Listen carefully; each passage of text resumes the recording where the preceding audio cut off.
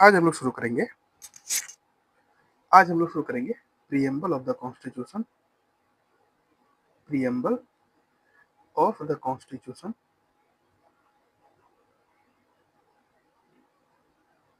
का part 2। Part 1 में हमने क्या डिस्कस किया था? पार्ट 1 में हमने ये डिस्कस किया था कि हमारे पास जो कॉन्स्टिट्यूशन है या प्रीएम्बल है, ये सबसे पहले किसने यूज किया था? सबसे पहले कौन से देश ने प्रीएम्बल को यूज किया था? सबसे पहले यूज किया था हमारा अमेरिकन कॉन्स्टिट्यूशन ने। किसने यूज किया था? अमेरिकन कॉन्स्टिट्यूशन ने प्रीएम्बल यूज किया। उसके बाद फिर धीरे धीरे हर सब देशों ने क्या कर लिया, उसको अडॉप्ट करना शुरू किया और फिर प्रीएम्बल को यूज करना शुरू किया। ठीक है। उसके बाद many countries including India followed this practice. The term preamble refers to the introduction or preface to the constitutions. जो टर्म प्रीएम्बल है उसको वो क्या रेफर करता है? वो रेफर करता है कॉन्स्टिट्यूशंस के। वो किसको रेफर करता है? प्रीफेस टू द कॉन्स्टिट्यूशंस को। ठीक है। ये चीजें हमने क्या कर रखा था, पिछले लेक्चर में डिस्कस कर रखा था। आज के लेक्चर में क्या डिस्कस करना है? आज के लेक्चर में डिस्कस करना है इंग्रेडिएंट ऑफ द प्रीएम्बल। क्या डिस्कस करना है? प्रीएम्बल का क्या क्या इंग्रेडिएंट है। टोटल हमारे पास क्या है? टोटल हमारे पास 4 इंग्रेडिएंट है या 4 कंपोनेंट है। क्या क्या कंपोनेंट है? पहला है आपका nature of the Indian state. ठीक है। इंडियन स्टेट का क्या नेचर है? सबसे पहला क्या है? सबसे पहला क्या है? Nature of the Indian state. उसके बाद सोर्स ऑफ पावर। सबसे पहला क्या है? सबसे पहला हम देख लेते हैं source of power. Source of power की चीजें मीन्स प्रीएम्बल को क्या हो रहा है, पावर कहाँ से मिल रहा है। मीन्स प्रीएम्बल क्या करना चाह रहा है, प्रीएम्बल को पावर कहाँ से मिल रहा है। इसके लिए हमें क्या, हमारे पास क्या है, हमारे पास क्या है, हमने जैसे प्रीएम्बल देखा था, हमने देखा था we the people of India. ये क्या देता है? ये है आपका सोर्स ऑफ पावर। मीन्स सारा पावर किसके पास है? सारा पावर हमारे पास सिर्फ पीपल के पास है। We the people of India. यहीं से क्या होता है, यहीं से प्रीएम्बल को क्या मिलता है? सोर्स मिलता है।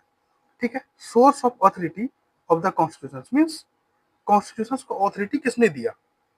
संविधान को ऑथोरिटी किसने दिया? अब संविधान है, अब हम उसको जानवर पे तो लागू कर नहीं सकते।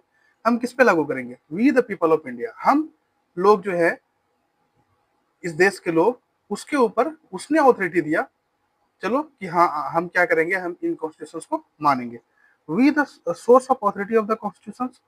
The preamble states that the constitutions derives its authority from the people of India.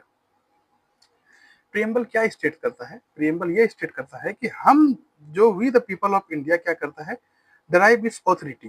Preamble वहां से अपना ऑथोरिटी को डेराइव करता है। ये होगी पहली बात। दूसरी कंपोनेंट क्या है? दूसरी कंपोनेंट है nature of the Indian state. क्या है? नेचर ऑफ द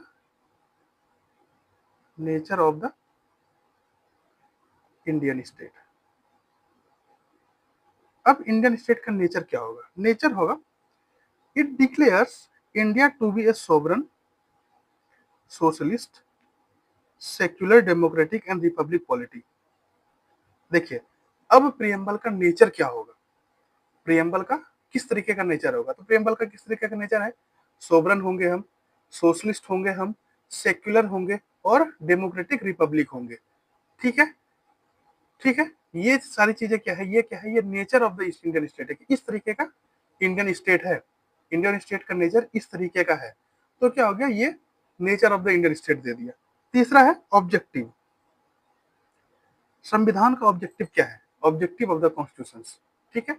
3 चीजें होगी। हमने क्या बताया? हमने बोला था कि 4 ऑब्जेक्टिव है या फिर 4 कंपोनेंट है। 4 कंपोनेंट है। पहला हो गया हमारा सोर्स ऑफ पावर, दूसरा हो गया हमारा नेचर ऑफ द स्टेट और तीसरा है ऑब्जेक्टिव। ऑब्जेक्टिव क्या है प्रीएम्बल का? ऑब्जेक्टिव है it specifies justice, liberty, equality, fraternity as the objective. Objective क्या है प्रीएम्बल का? जस्टिस होना चाहिए, लिबर्टी होना चाहिए, इक्वालिटी होना चाहिए और फ्रेटर्निटी होना चाहिए। ये है आपका जस्टिस, ये है आपका ऑब्जेक्टिव ऑफ द प्रीएम्बल। उसके बाद चौथा है आपका date of adoption of the constitution. संविधान किस डेट को एडॉप्ट किया गया था, वो है। अब चौथे में क्या है? It stipulates November 26, 1949 as the date. अब देखिए, ये हमारा हो गया source of power. Source of power. ठीक है। उसके बाद ये हो गया हमारा sovereign, socialist, secular and democratic republic. ये है हमारा क्या? ये है हमारा nature. Nature of the state, nature of the Indian state, ठीक है। जस्टिस, लिबर्टी, इक्वालिटी और फ्रेटर्निटी, ये हो गया आपका ऑब्जेक्टिव ऑफ द कॉन्स्टिट्यूशन। ये क्या है? ये है ऑब्जेक्टिव ऑफ द कॉन्स्टिट्यूशन, ये है आपका ऑब्जेक्टिव। उसके बाद चौथा है आपका डेट ऑफ एडॉप्ट, मीन्स किस डेट को हमने क्या किया था? एडॉप्ट किया था। चौथा क्या है? Date of adoption of the constitution. क्या है चौथा? Date of adoption, adoption of the constitution, ठीक है। तो ये चार कंपोनेंट हो गए। ये क्या है? ये चार इंग्रेडिएंट हो गए, या फिर चार कंपोनेंट हम बोल सकते हैं कि ये चार कंपोनेंट से क्या बनाया गया है? हमारा प्रियम्बल बनाया गया है। ये बात होगी। अब देखते हैं हम लोग कि प्रियम्बल में जो कीवर्ड है वो क्या कहता है। Keyword in the preamble, preamble में कीवर्ड जो है वो क्या कहता है? कीवर्ड है सर्टेन कीवर्ड्स, जैसे सोवरन है, सोशलिस्ट है, सेक्युलर है, डेमोक्रेटिक है, रिपब्लिक है, justice, liberty, equality and fraternity. इन सबको हम क्या करेंगे? एक एक करके एक्सप्लेन करेंगे। इनको क्या करेंगे? हम एक एक करके एक्सप्लेन करेंगे। अब देखिए, एक बात हम मान सकते हैं कि प्रियम्बल का कोर वैल्यू क्या है। देखिए, किसी भी चीजों का, किसी भी लोगों का वैल्यू होता है कि हमारे सोसाइटी में इसका क्या वैल्यू है। उसी तरीके से प्रियम्बल का क्या वैल्यू है, एक प्रियम्बल का क्या वैल्यू, कोर वैल्यू है। तो core value of the preamble में क्या है? Unity and integrity. प्रियम्बल क्या दिखाता है? यूनिटी और इंटीग्रिटी होना चाहिए, जस्टिस होना चाहिए, डेमोक्रेसी होना चाहिए, सोशलिज्म होना चाहिए, सोवर्जिनिटी, सेक्युलरिज्म और रिपब्लिक, लिबर्टी, इक्वालिटी और फ्रेटर्निटी। ये सब क्या है? ये सारी चीजें हैं कोर वैल्यू। कोर वैल्यू में क्या क्या है हमारा? कोर वैल्यू में है core value of the preamble, core value of the preamble. इसमें क्या क्या होना चाहिए? डेमोक्रेसी होना चाहिए, सोवर्जिनिटी होना चाहिए, ठीक है। Democracy, sovereignty, secularism, Republic, socialism, unity and integrity, justice, ये सारी चीजें क्या है? ये सारी चीजें कोर वैल्यू है हमारे कॉन्स्टिट्यूशन का। क्या है? ये सारी चीजें कोर वैल्यू है। उसके बाद हम लोग एक एक करके डिस्कस करते हैं कि सोवरन क्या है। सोवरन क्या है? सोवर्जिनिटी में क्या है? Sovereignty with the word sovereign implies that India is neither a dependency nor a dominion of any other nation, but an independent state. देखिए, sovereignty का क्या मतलब है? sovereignty का मतलब है is the full right and power of a governing body over itself. Means sovereignty का मतलब है, sovereignty का मतलब है कि हमारे पास क्या है? हमारे पास पूरा पावर आ गया है कि हम क्या कर सकते हैं? हम अपना स्टेट को गवर्न कर सकते हैं बिना किसी के इंटरफेरेंस से। क्या कर सकते हैं? हम अपने स्टेट को गवर्न कर सकते हैं बिना किसी के इंटरफेरेंस है, या कोई आउटसाइड सोर्स या कोई भी बॉडी हमारे ऊपर क्या करेगा? इंटरफेरेंस नहीं करेगा। हम अपने स्टेट को किस तरीके से गवर्न करेंगे वो हमारे ऊपर डिपेंड है, ठीक है। ये दर्शाता है हमारा सोवर्जिनिटी। सोवर्जिनिटी में क्या है? कंप्लीट इंडिपेंडेंट स्टेट, उसका नो अथॉरिटी अबव इट, और तीसरा क्या है? Not a dominion of any other country. किसी भी दूसरे कंट्री का क्या है? डोमिनियन हम नहीं है, ठीक है। अब देखिए, there is no authority above it, इसके ऊपर कोई अथॉरिटी नहीं होगा। मीन्स अब हम क्या है? सोवरन हो गए। सोवरन कहने का मतलब हम क्या है? हम इंडिपेंडेंट हो गए, हमें किसी की जरूरत नहीं है। कोई भी हमें इंटरफेयर नहीं करेगा कि हम किस तरीके से गवर्न करना चाहते हैं अपने देश को या अपने स्टेट को। तो ये है sovereign. And it is free to conduct its own affair. अपना इंटरनल और एक्सटर्नल मुद्दा को हम अपने अच्छी तरीके से समझा सकते हैं, हम अच्छी तरीके से उसको डील कर सकते हैं। हमारे ऊपर कोई एक्सटर्नल अफेयर नहीं आना चाहिए, या फिर हम क्या करेंगे, कैसे करेंगे, ये हमारे ऊपर डिपेंड है, ठीक है। ये हो गया आपका सोवरन की बात। इसके बाद एक चीज ये दी हुई है, till the passage of Indian independency act 1947 India was dependency colony of the British empire. पहले क्या था? 1947 से पहले, इंडियन इंडिपेंडेंस एक्ट 1947 से पहले क्या था कि एक डिपेंडेंसी कॉलोनी था भारत। किसका था? ब्रिटिश गवर्नमेंट का क्या था? डिपेंडेंसी कॉलोनी था। उसके बाद from August 15 1947 to January 26, 1950, India's political status was that of a dominion of the British Commonwealth of Nations। देखिए, अभी हमने बात करा ना कि डोमिनियन भी नहीं है किसी के और किसी के गुलाम भी नहीं है, ठीक है। अब देखिए, अब गुलाम और डोमिनियन का क्या मतलब है? गुलाम का मतलब है कि 15 अगस्त से पहले, 15 अगस्त 1947 से पहले क्या थे, हम कॉलोनी बने हुए थे, हम ब्रिटिश गवर्नमेंट के कॉलोनी बने हुए थे। लेकिन जैसे ही 15 अगस्त आया, 15 अगस्त 1947 के बाद क्या हो गए, हम डोमिनियन हो गए। क्यों डोमिनियन हो गए? क्योंकि हमारे पास क्या था, हमारे पास क्या नहीं था, हमारे पास क्या नहीं था, हमारे पास इंडिया पॉलिटिकल स्टेटस क्या था, हमारे पास पॉलिटिकल स्टेटस क्या था, डोमिनियन। और वो कब तक रहा? 26 जनवरी 1950 तक। ये कब तक रहा? 26 जनवरी 26 जनवरी 1949, सॉरी 26 जनवरी 1949 तक। 26 जनवरी 1949 तक क्या रहा? Dominion of commonwealth state. हम किसके डोमिनियन रहे? Commonwealth state. ठीक है। India ceases to be British dominion on January 26, 1950। और ये जो ब्रिटिश डोमिनियन था, ये भी सीज हो गया कब? 26 जनवरी 1950 को। क्योंकि उस टाइम तक हमारा क्या हो रखा था? उस टाइम तक हमारा कॉन्स्टिट्यूशन कंप्लीटली बन रखे थे। यही है डोमिनियन में फर्क और कॉलोनी में फर्क। हमारे पास क्या था? हमारे पास 15 अगस्त 1947 को हम आजाद हो गए, ठीक है। लेकिन उसके बाद हमारे पास संविधान अपना नहीं था कि हम किस तरीके से अपने कंट्री को गवर्न करेंगे या किस तरीके से अपने कंट्री को रूल करेंगे। तो हमारे पास, हम मानते हैं ना कि हमारे पास संविधान लिखने में हमें क्या लगा? संविधान लिखने में हमारे पास क्या हुआ कि धीरे धीरे धीरे हमारे पास टाइम लगा, 2 साल, ठीक है। तो ये इसके बीच में क्या हुआ? जो संविधान लिखने के बीच में जो टाइम लगा, इस टाइम के बीच में क्या बन गए हम? इस टाइम के बीच में बन गए हम डोमिनियन। डोमिनियन बन गई। लेकिन जैसे ही 26 जनवरी 1950 को क्या हुआ, जैसे ही 26 जनवरी 1950 को कॉन्स्टिट्यूशन स्टेब्लिश हुआ या लागू हुआ, उसके बाद हम डोमिनियन भी नहीं रहे। यही कहता है सोवरेन कि हम क्या है, हमारे पास पूरा अधिकार है, पूरा पावर है, हम अपने तरीके से गवर्न करेंगे अपने स्टेट को, ठीक है, किसी के इंटरफेरेंस के बिना, without any interference from outside source और बॉडी। बिना किसी के इंटरफेरेंस से हम क्या करेंगे, हम गवर्न करेंगे अपना देश को, ठीक है।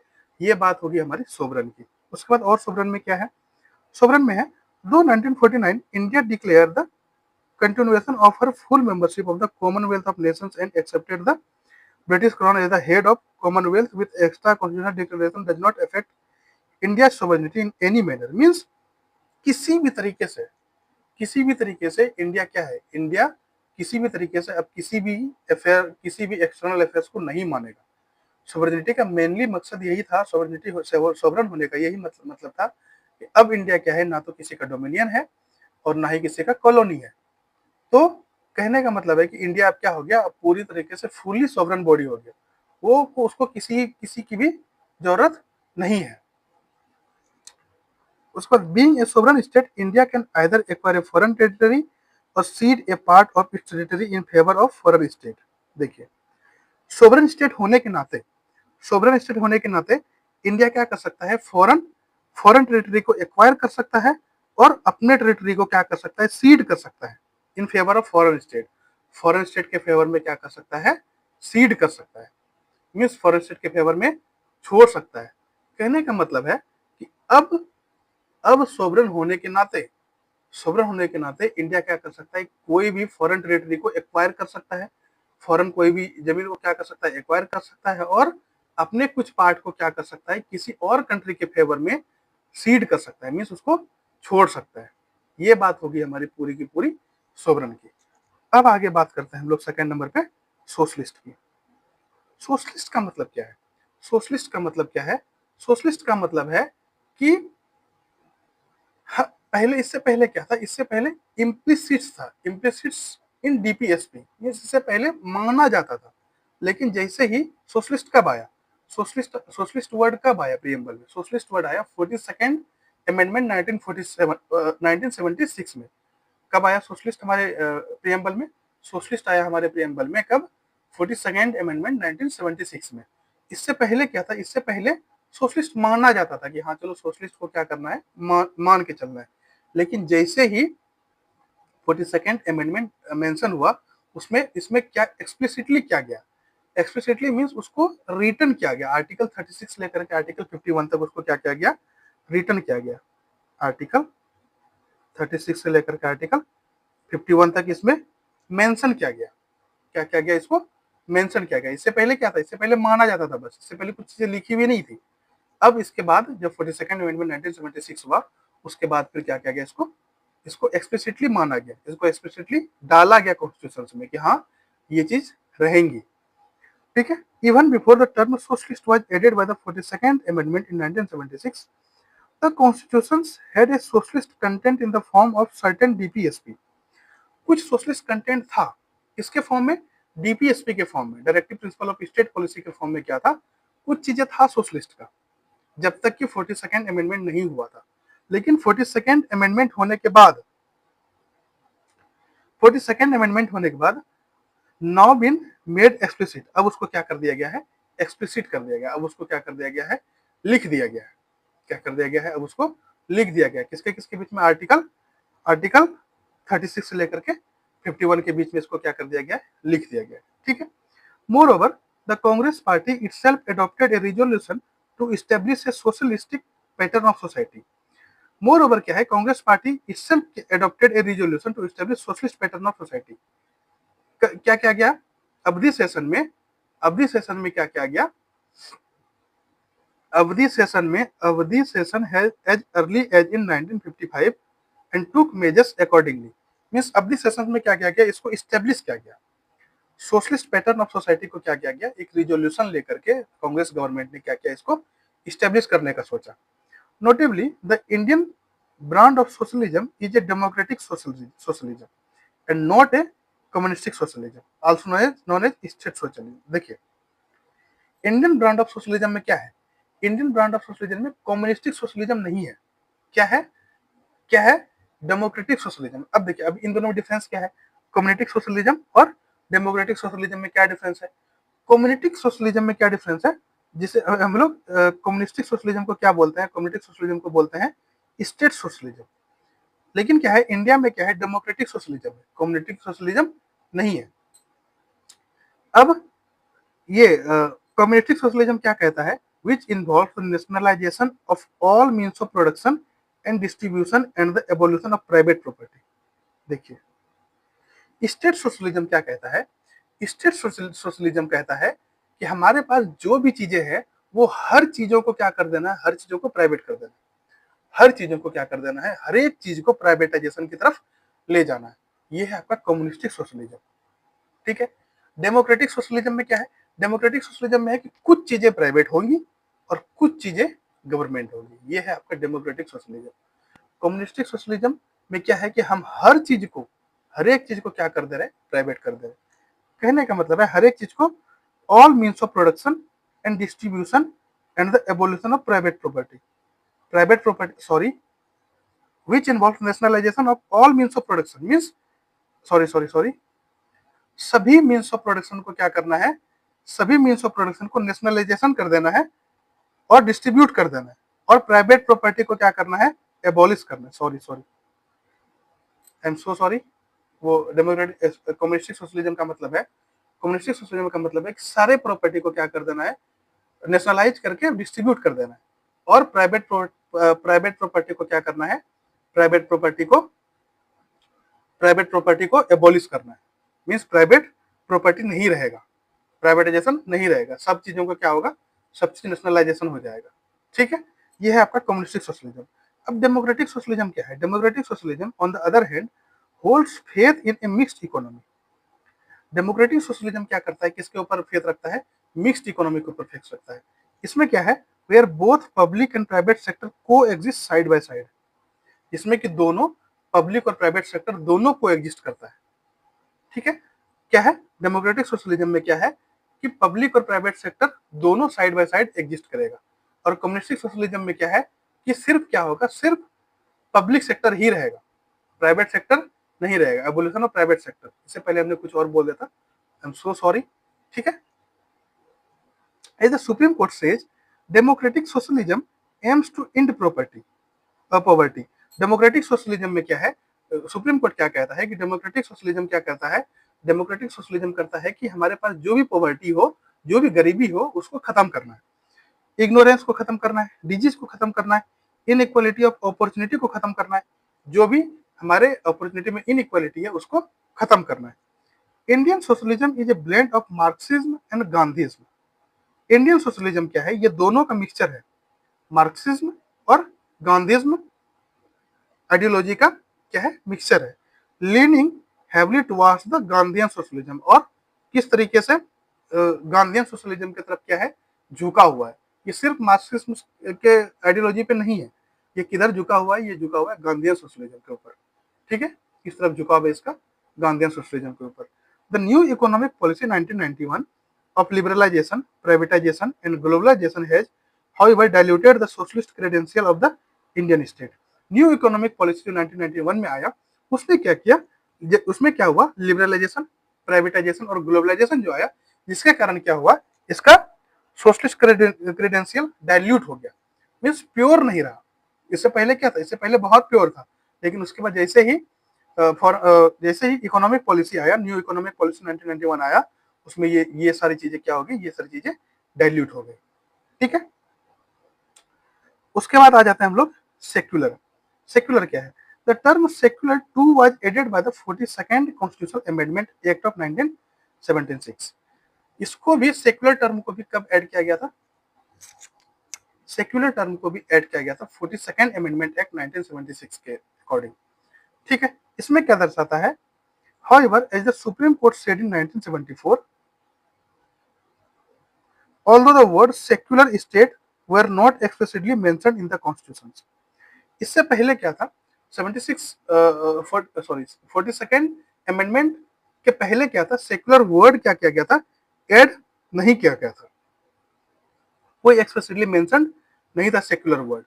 ठीक है, सेक्युलर वर्ड कब ऐड किया गया, अब देखिए सुप्रीम कोर्ट 1974 में क्या बोलता है कि secular state was implicitly mentioned in article 25 to 28। उसके बाद जब ये अमेंडमेंट हुआ 42nd अमेंडमेंट हुआ 1976 में, उसमें क्या किया गया, उसमें इन चीजों को ऐड किया गया, आर्टिकल 25 से लेकर के आर्टिकल 28 को ऐड किया गया। इससे पहले नहीं था, इससे पहले मानना जाता था कि हाँ चलो सेक्युलर होना चाहिए, लेकिन इसके बाद क्या किया गया, 42nd अमेंडमेंट के बाद इसको ऐड किया गया, आर्टिकल 25 से लेकर के 28 तक। There can be no doubt that constitution makers wanted to establish such a state and accordingly article 25 to 28 guaranteeing the fundamental rights to freedom of religions. क्या गारंटी करता है आर्टिकल 25 से लेकर के 28, ये गारंटी करता है कि आपके पास क्या है, फंडामेंटल राइट्स है, अपना रिलीजियंस को, अपना फ्रीडम ऑफ रिलीजियंस, आपके पास जो भी रिलीजियंस है आप उसको आपको उसको मानने के लिए आजादी है, आप किसी के ऊपर बाधित नहीं है। The Indian Constitution embodies the positive concept of secularism. That is, all religions in our country, irrespective of their strength, have the same status and support from the state. देखिए, इंडियन कॉन्स्टिट्यूशन क्या एम्बोडिस करता है, the positive concept of secularism.